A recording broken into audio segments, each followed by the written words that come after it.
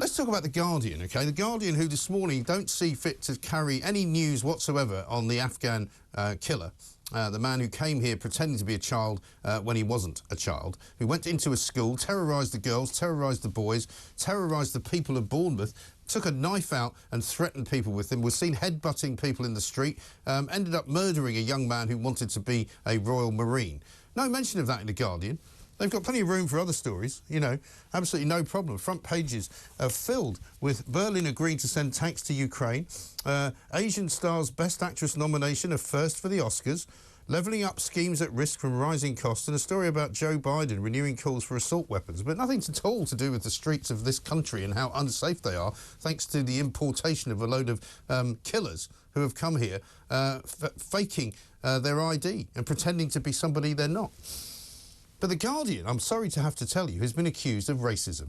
I know it's going to come as a great shock to many of you, but I'm afraid The Guardian has crossed the line. After numerous attempts, apparently, to have good faith conversations with their team, producers of a podcast for The Guardian have complained that basically they are institutionally racist, they are guilty of microaggressions. The people who run The Guardian are, unfortunately, far too white. The people who run The Guardian are basically accused of editorial whiteness, ignorance and institutional racism. They're attempting to whitewash history. Here's what they decided to do at The Guardian. They thought, because they're so woke over there, that they should do their own podcast series about their own links to slavery, right? What a collection of planks they are, these lefties, right? So apparently the founder of The Guardian, a bloke called John Edward Taylor, I've mentioned this in the past, does have links to transatlantic slavery. So whenever they get all high and mighty about how awful the media are, the rest of the right-wing media are, I always say, well, what about John Edward Taylor, the man that started The Guardian, who was a bit of a slave owner, I'm afraid? So the people that they've hired to do this podcast have now complained officially about the way The Guardian was doing it, the way The Guardian was attempting to whitewash history. They've sent an email to a mailing list of all sorts of professionals in the business, right? Very, very highly respected people, these, who are complaining about The Guardian.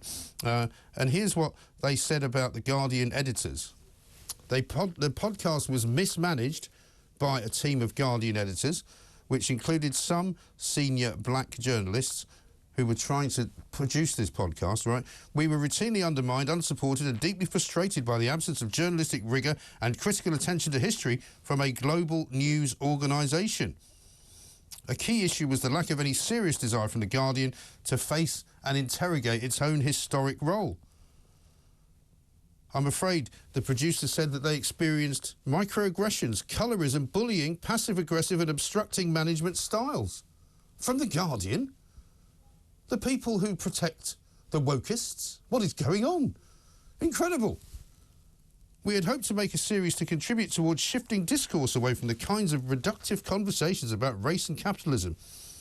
The outcome of this project, and this is the good bit for those of you sitting at the back, it's a huge indictment of the newspaper. That would be The Guardian. The irony of dealing with institutional racism, editorial whiteness and ignorance on a project about the legacies of slavery hasn't been lost on us and deeply undermines the integrity of the project. Well, The Guardian apparently confirmed that they've had a complaint, but they're hoping to make it all better.